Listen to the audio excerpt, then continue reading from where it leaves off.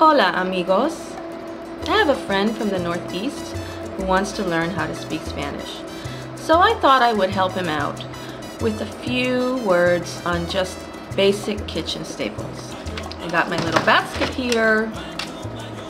I feel like Little Red Riding Hood, except that I don't know where the big bad wolf is. You know, sometimes I wish he would come visit me at night, but anyway, let's get started, shall we?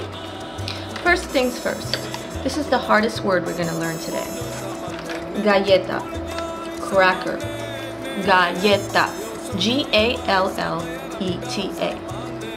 The two L's, it kind of sounds like a y, galleta.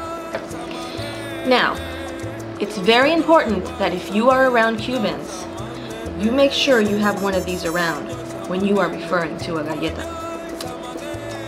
And that's because the word galleta is also the word for this, slap in the face. So when you say to a Cuban, I'm going to give you a cracker, you could also be saying, I'm going to slap the shit out of you. Sounds like this. Cracker? Te voy a dar una galleta. ¿Quieres una? Or, te voy a dar una galleta que te vas a cagar.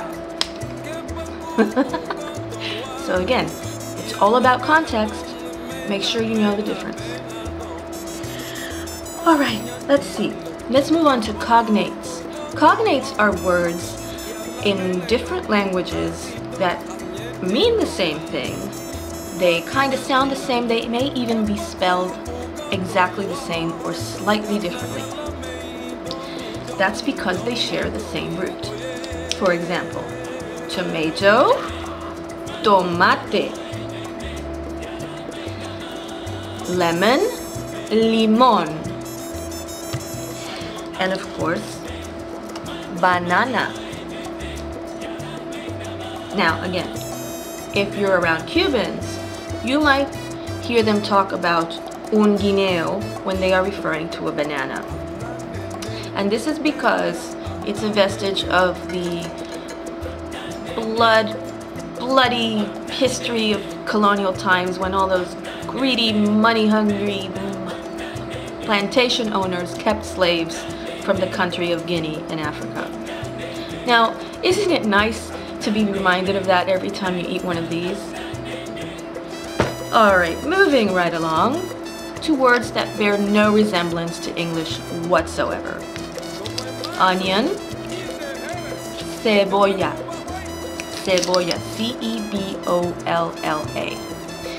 And of course, no kitchen can do without this. Egg, huevo.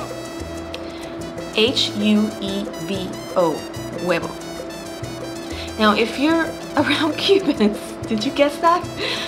Make sure that if you're referring to actual eggs from poultry, that you have one around or that is within the context of poultry, because otherwise they're going to think that you're referring to testicles.